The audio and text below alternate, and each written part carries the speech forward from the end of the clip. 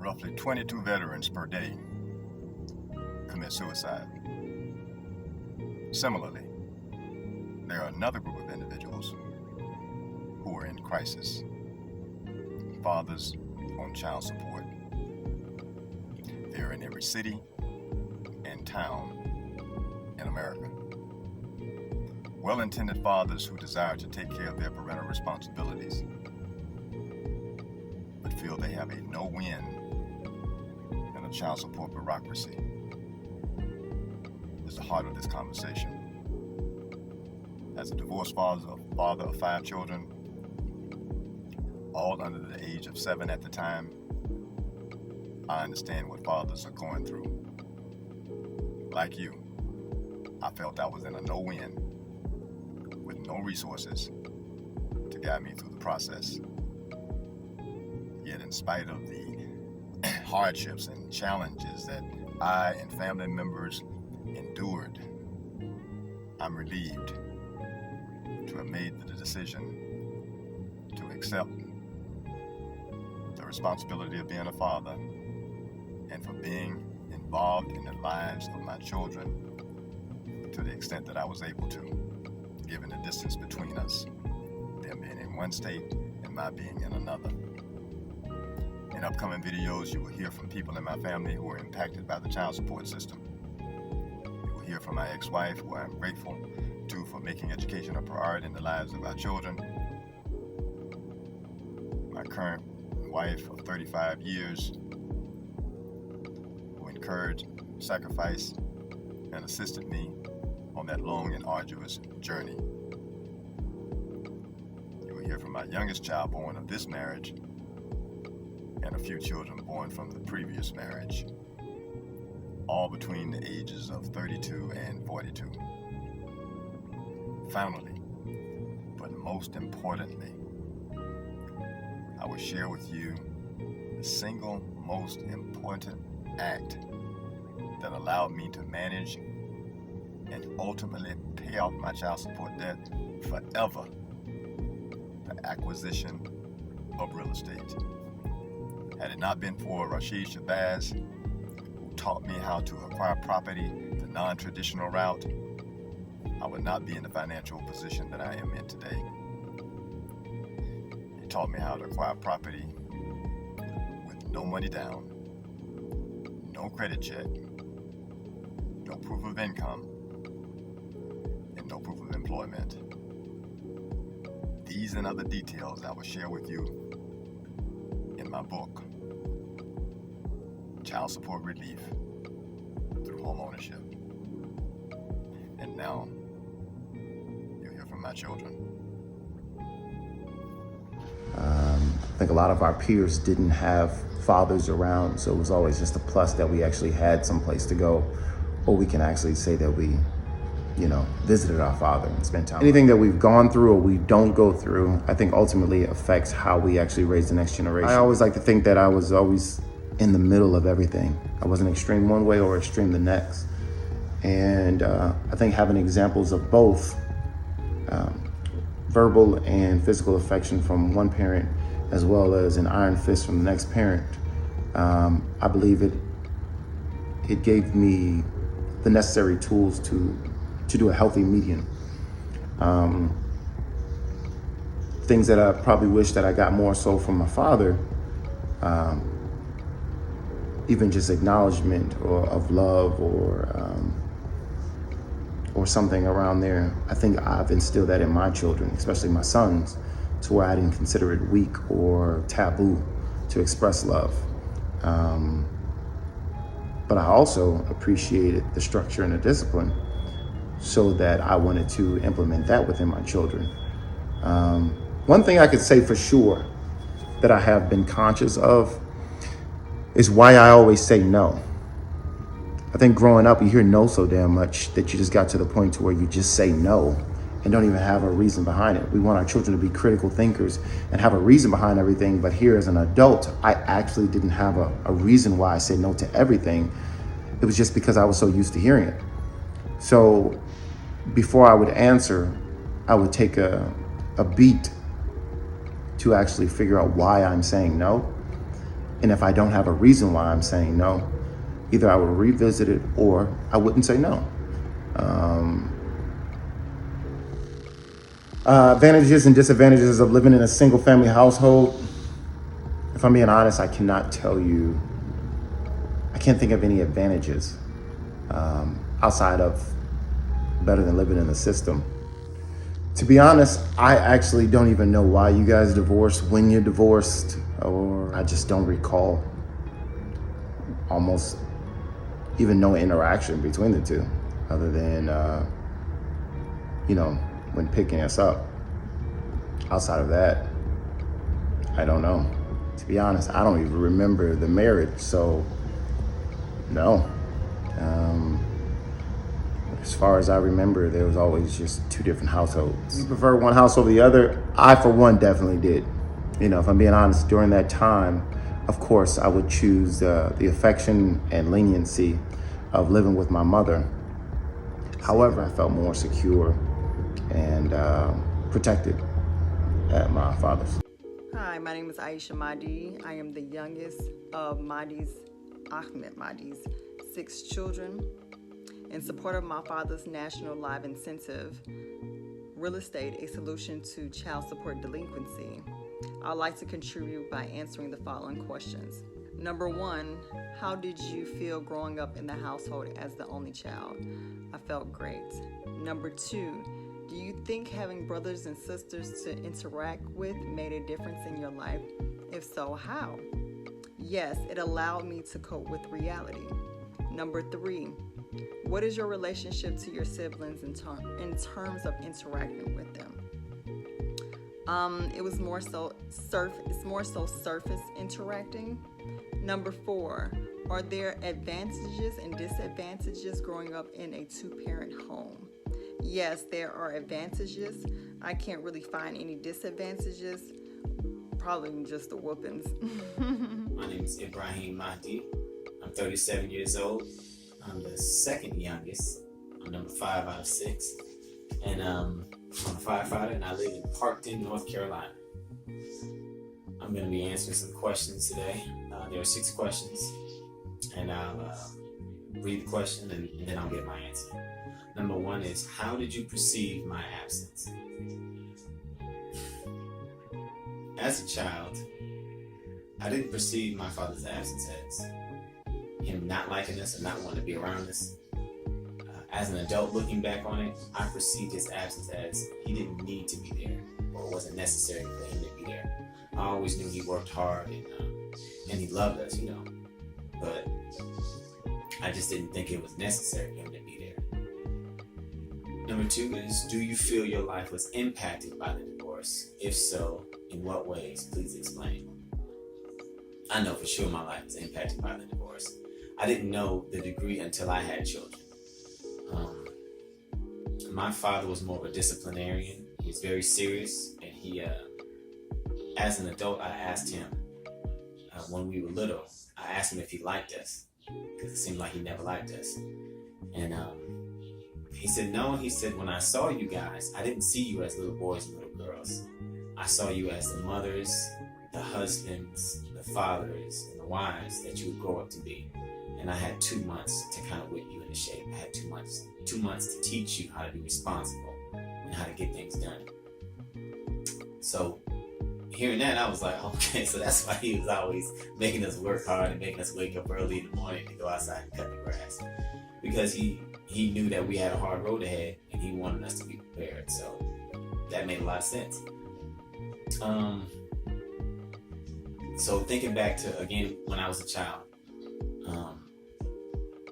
since I'm married now and I go to work, when I go to work, my wife will call me and say, this boy is jumping off the walls. My youngest, he's all over the place. He's off the walls. I can't control him. He's too much.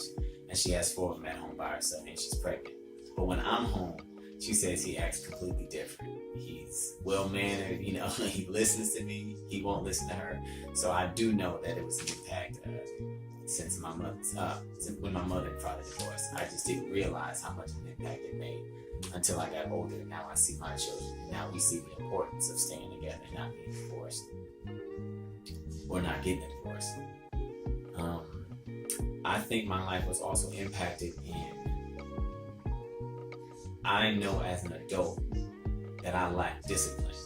And my father's real big on discipline. He can work on something all through the night until he gets it done. He won't go to sleep. But me, I procrastinate a lot, and I don't prioritize the way I should. And I know that if I had both parents, if I had my mother who was there, she can start anything. She can start a business and she can get everything up and going, but she's out of there before it closes. But my dad, he's a finisher. So he can finish for the long haul. He can get everything done. He's very meticulous. He's a real articulate. He has a lot of endurance. So I know I was impacted in that way. Third question is, when you would visit, did you favor living in one household over the next? Absolutely. I favor living with my mother. My mother's house was fun. It was the bomb. A memory of me being young with my mother, a memory of me being a child with my mother is, I can remember my mother smiling. I can remember her hugging us. I can remember her cooking for us. It was always warm. It was always happy. She taught us how to clean, things like that. We had chores, but I always remember my mother being smiley and my mother being happy and just being real comforting. And the youngest memory of my father I remember is him being kind of, he was kind of distant. He was, he talked and he only said a few words, but you knew what he meant, so you got it done. If he told you to do something, he had you do it. He used to wake us up 4 o'clock in the morning to go outside, just the boys, not the girls, to go outside and cut the grass before the sun came up. And we couldn't eat until we finished it. He'd have us pulling up weeds from out the cracks in the sidewalk. Man, it was torture, but now, he built a lot of good work habits in me. And my work ethic is real good. So any job I've ever had, they go, man, you have excellent work ethic. And I'm like, yeah, I know where that came from. So, I always favored living with my mother because it was easier. We still had chores, we still had responsibility, but we always felt it was a more inviting home. She always looked like she was so happy to see us, and she was always smiling. But Pops, he was serious. He probably had a lot on his mind, but he was serious. Okay, question 4. What were you surprised to learn about the divorce between your mother and father when you became a teen? Now, I didn't understand why my parents got divorced. I didn't understand. I didn't ask this question to my parents until I became an adult. When I asked them why they got divorced, I always thought my father was just beating up my mother. I thought he would just come home with an attitude and just start throwing couches at her or something. But I asked my mother, I said, hey, did Pop ever hit you? And she said, no. Who told you that? I said, Ma, I thought that you guys divorced, because Pop was abusive. She said, no, your father never put his hands on me. And I'm thinking to myself, well, why did y'all get divorced? We always thought Pop was just a bad guy, but I guess they just didn't match. My mother was easygoing and she was fast moving all the time. She was a city girl. And Pops was from, Tallahassee, from the backwoods, so he did everything slow. and I guess they always kind of clashed with that. My mother would say, you're working too hard on the car. You're working on the car for 3 days, and they just call a mechanic to get it done. So, they moved at 2 different paces. That was a real thing. I didn't, there was no abuse going on. I thought they should have stayed together and worked it out, but, I don't know what was going on back then. If I was a fly on the wall, I would know, but, you just don't know. So, question number 5 is, are there advantages and disadvantages growing up in a single parent? As a parent, the disadvantages, they far outweigh the advantages. The advantage of growing up in a 2-parent household is you get that balance. And I know I didn't have that balance. Looking back now as a child, I didn't have that balance. I wish I had more discipline. I wish I would have had more discipline when it came to learning a language or learning an instrument or being in any kind of sports. I wish I would have had that discipline there. But that wasn't my mother's forte. She taught us, she homeschooled us, we went to school, we did things like that. I learned how to clean up, I learned how to do everything. But having that male presence in the house, it's important. You can't beat it. So I think we would have felt safer, just having another man in the house. And we wouldn't have gotten away with so much stuff. Man, we got away with murder, man. It was just my mother. She put, it's 5 of us. So you put us on punishment. You forget who you put on punishment. She said we couldn't watch TV. We sneaking in there watching TV. So the punishments, they were lax. But if my father was in the house, nah. No TV for you means no TV for anybody. So, we definitely would have had more discipline, and we would have, I wouldn't procrastinate as much as I do now, and I would prioritize better because I know there'd be consequences. And question number 6, did your childhood experiences impact how you govern your families? Absolutely. Definitely impacts the way I govern my family. I look at my children now and I think about the mistakes that I guess you can call them mistakes. The mistakes or the bad decisions that my parents made when we were children.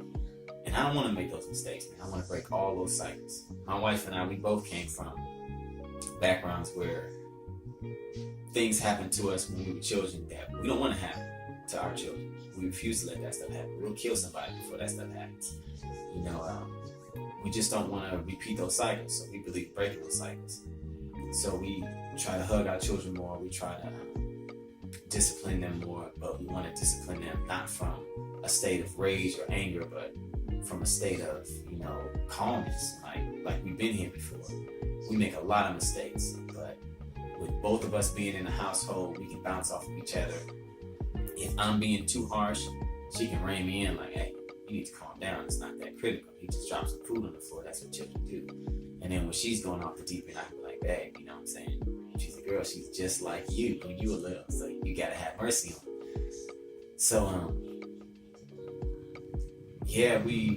I think about my parents, how they could have been and how they were possibly in their marriage when we have any kind of issues, whether they're good or bad. If it's a good thing, if it comes to rewarding a child for something that they've done, I think about what my mother would have done. I often hear myself sounding like my mother, just, come here, baby, give me a hug, give me a kiss, just wanting them to know that they're loved, wanting them to feel that they're welcome here in the household.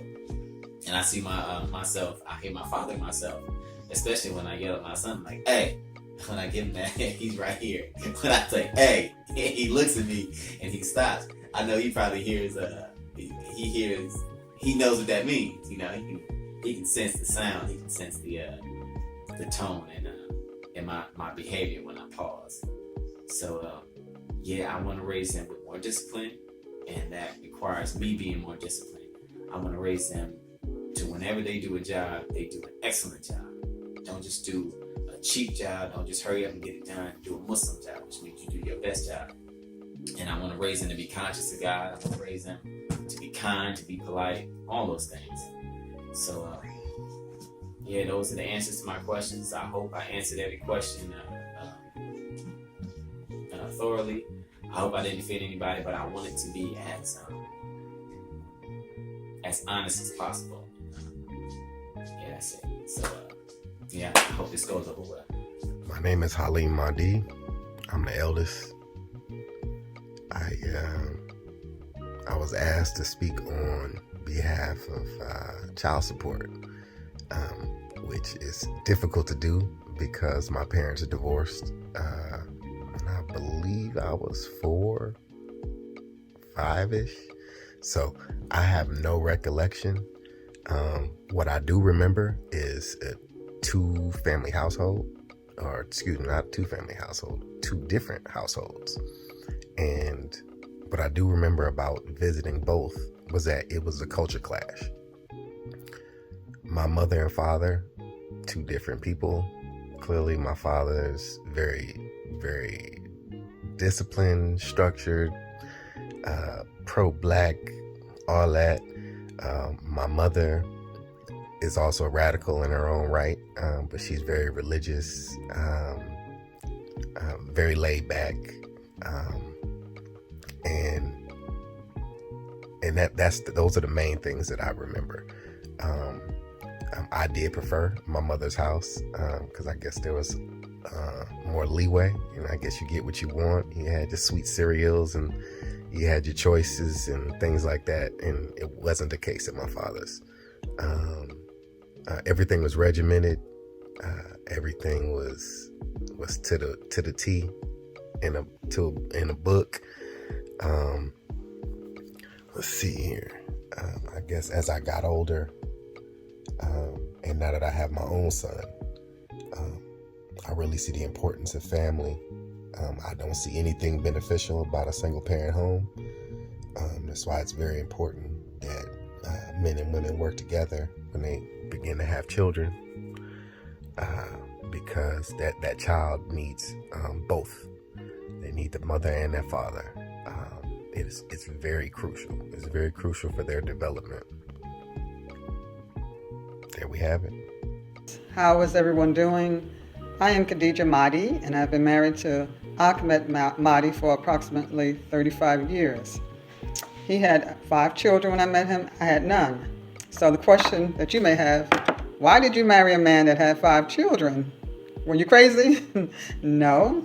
I married him because he was a hard worker, educated, cared about his family. He spent time with them, and he also supported them. Yes. It was a little stressful, but for the first 15 years, but we stayed together, and it was not always happy days, because you're not going to always have happy days. What advice would I give to couples that are contemplating getting married when either one of them are the custodian parent of one or more children? First, I would say before you get married is to seek counseling. You don't have to rush into it. Get to know the children, spend time with them, because the children should come first. Because if they don't come first, no one in a relationship is going to be happy. So the children are most important. If you are at least over 21, marriage is not a fairy tale. It's not no fairy tale. You come together to build something. You're building lives together. So, let's make this clear, and I'm saying it for the third time. If there's children involved, put them first. Make sure that they are getting their needs met, and especially making sure that you are there to make sure that when they come from school, that they're being educated properly, and you are supplementing by seeing what type of homework or school activities that they have. And so, like I said, seek counseling.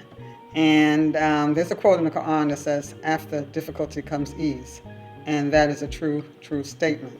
And it says it again, truly, after difficulty comes ease. So you have to do something. You can't think that just because you're in love with someone, you're going to come together and everything's going to work. No, you have to get to know the person. That's why coming together at first is called a relationship. You're relating to each other.